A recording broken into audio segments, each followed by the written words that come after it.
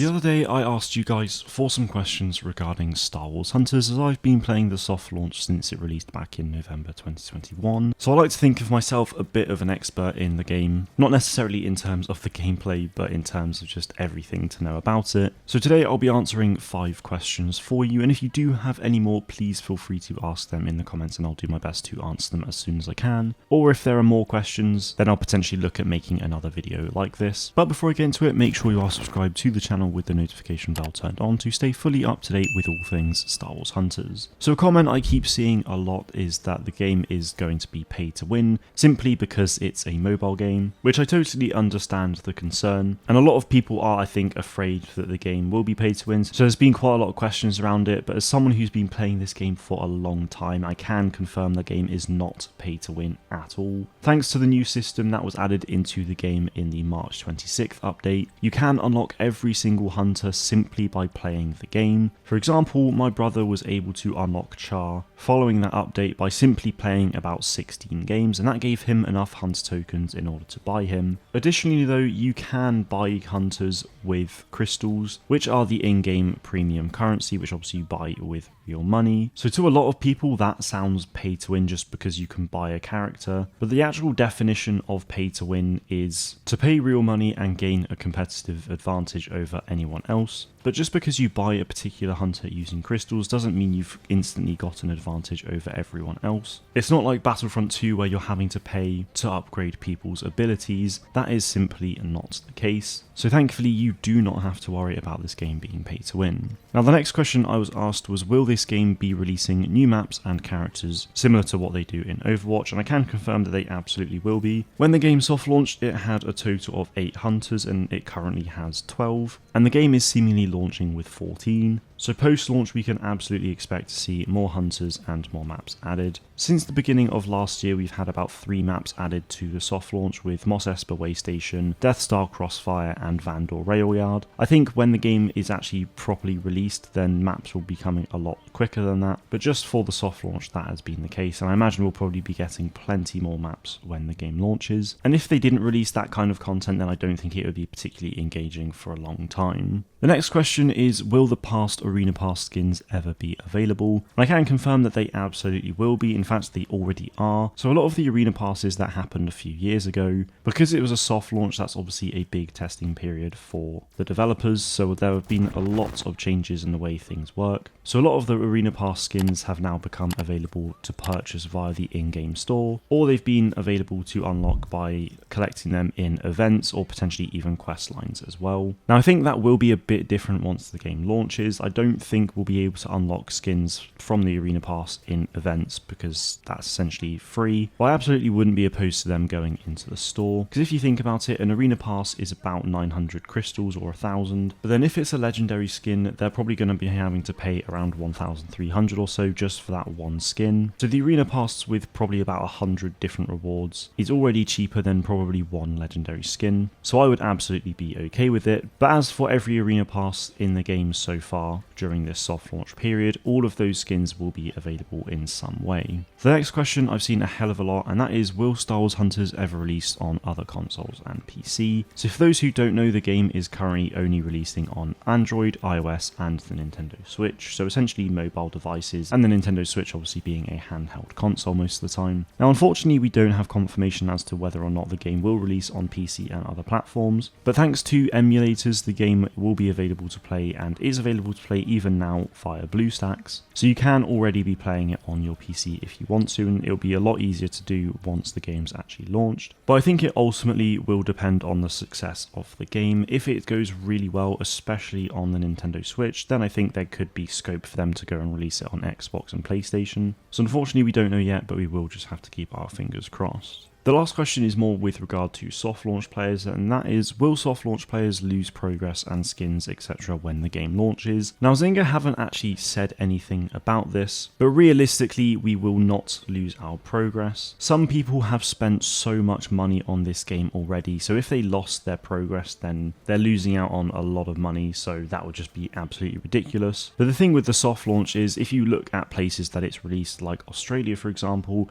the game is officially out for for them, but obviously it's just not fully content complete from a launch perspective. So if in the regions the game has already released in, if they got reset, that would just be completely bonkers. So yeah, I genuinely think there's absolutely zero reason to worry about losing progress. We will not do that. And if we did, then there'd be a huge amount of uproar. And that's something that's very easily avoidable on Zynga's part. So definitely don't worry about that. But they are the 5 sort of commonly asked questions that I've been seeing a lot. So if you do have any others, then like I said, please feel free to ask them in the comments. And be sure to subscribe to the channel to stay fully up to date with all things Star Wars Hunters. That is it from me today though. Thank you all very much for watching, and may the Force be with you always.